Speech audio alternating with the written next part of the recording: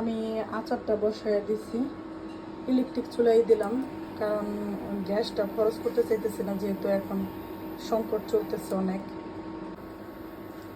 আসসালামু আলাইকুম। আমি আমের আচারের জন্য সব কিছু রেডি করে নিচ্ছি। এইখানে আমি প্রায় কয়েক ঘন্টা আমগুলা কেটে রোদ্রে শুকাই দিয়ে রাখছিলাম। এইখানে একটু পাঁচফোড়ন, একটু এলাচ আর একটা তেজপাতা একটু হালকা ভাজা গুঁড়া করে নিচ্ছি।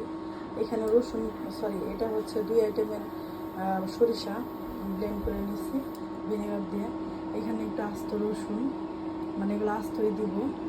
আর এখানে হচ্ছে তেঁতুল একটু ভিনেগার দিয়ে ভিজিয়ে রাখছি, এটা দিয়ে দিব আচারের ভিতরে, এতে করে টেস্ট অনেক বাড়ে। আর এখানে হচ্ছে সরিষার তেল, এটা আমার ছোটো ভাই নিয়ে আসছিলো, ওই আমার ভাইয়ের বউ পাঠিয়ে দিচ্ছে, একেবারে খাঁটি সরিষার তেল। আমি আচারটা একেবারে খাঁটি সরিষার তেল দিয়েই করবো ইনশাল্লাহ।